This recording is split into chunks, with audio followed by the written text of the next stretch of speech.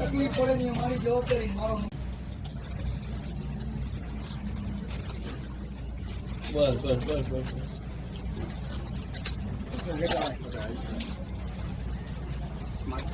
વ્યવસ્થિત કામ હોય પછી સન્માન કરવું જોઈએ, રાઈટ? ઈ બાકી કરી બાજુ પૂછો હે નાના પણ ઉભા રહેજો 2 મિનિટ.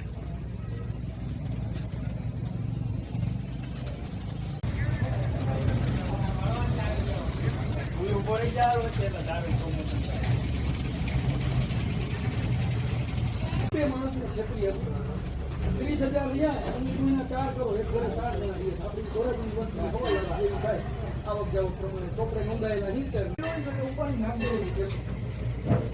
કારણ કે તમે ઓલા માણસો કામ કરે છે 50 જણા, એને તમે ભણકાવીને બીજા 200 જણા તો હું ખોટો હોય તો તમે તો આપણે સમજતા હતા કે એની ખોટી પ્રકૃતિ. ઓલો આ ગામે ગયો હોય બેસીએ પૂછે થાય એ તારો પાવર ચાલુ લાગુ બંધ રાખે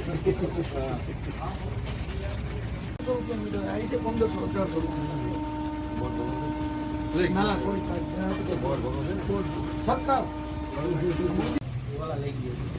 આજરોજ જુનાગઢ રોડ ઉપર ધોરાજી શહેર પેટા વિભાગ પીજીવીસીએલ કચેરી દ્વારા સ્માર્ટ મીટર જે સરકારી કચેરીમાં કામગીરી પૂર્ણ થયા બાદ અને તમામ જગ્યાએ વર્કિંગમાં આવતા હવે કોમર્શિયલ અને ઇન્ડસ્ટ્રીયલ ઝોનમાં વડી કચેરી અને સર્કલ ઓફિસ કોર્પોરેટ ઓફિસની સૂચના મુજબ આજરોજ સ્માર્ટ મીટર લગાડવાની કામગીરી જુનાગઢ રોડ ઉપર ભૂમિ કોમ્પ્લેક્સથી ચાલુ કરેલ છે.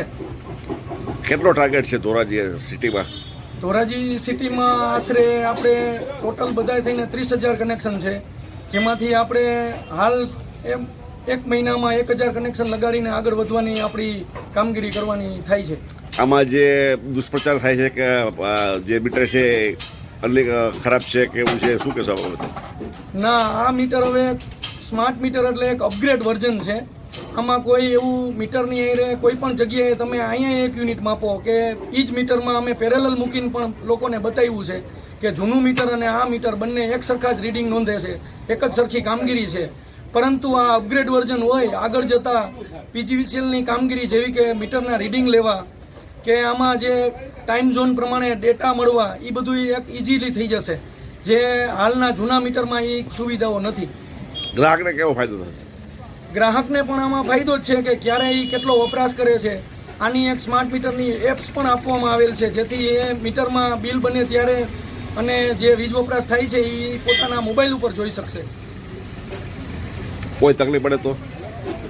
હાલ હું મારા ધોરાજી શહેરની સંપૂર્ણ બાંહેધરી લઉં છું કે આ બાબતે જો કોઈ પણ ગ્રાહકને તકલીફ પડશે તો એ જગ્યા ઉપર મને ફોન કરવાનો. મેં કોઈ પણને, જોકે ધોરાજી શહેરમાં તો ગલીએ ગલીમાં મારો નંબર છે જ. જ્યારે નંબર ઉપર મારી કોઈ પણ કમ્પ્લેન આવશે તો હું એ જગ્યા ઉપર જઈને જ એની કમ્પ્લેન દૂર કરીશ.